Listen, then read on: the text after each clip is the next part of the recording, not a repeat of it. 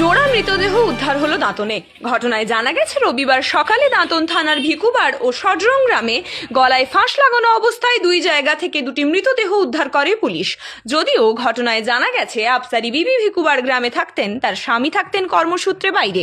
একে নিয়ে পালিয়ে এসেছিল, পালিয়ে এসে ওরা আমাদের সঙ্গে যোগাযোগ করতে দিল না। যোগাযোগ না করার জন্য ওরা মেরে টাঙ্গিয়ে দিয়েছে। আমরা গ্রামবাসীদের মধ্যে খবর পেয়েছি, খবর পেয়েছে, আমরা এসেছি। হ্যাঁ, তারা করেছে। যাদের ওকে মেরে ফাঁসি টাঙেছে ওদেরকে আমরা শাস্তি দিতে হবে।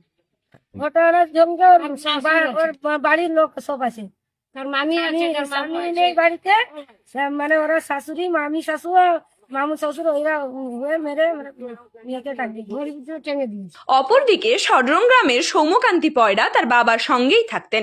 বছরখানেক আগে মায়ের মৃত্যু হয়। মৃত্যুর পর বাবা ও ছেলে দুজনেই থাকতেন এক ঘরে। দুটি মৃতদেহ উদ্ধারের ঘটনায় তদন্তে দাঁতন থানার পুলিশ।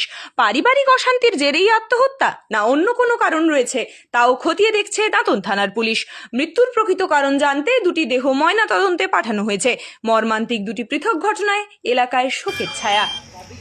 মানে দুজন একসঙ্গে থাকতো, একাকি ফিল করতো আর কি। তার মা মারা গেছে না আর কি, একাকি ফিল করতো, রান্না বান্না করে খেতে হতো আর কি।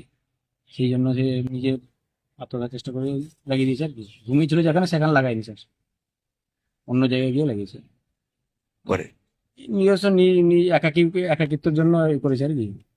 বাবার তো ছেলে, আর কেউ তো নেই। বাবাও কিছু বলেন না, বাবাও কিছু বুঝেও না। না না, আমি ওনার কাকুর ছেলে, মানে তার জেঠুর ছেলে আর কি।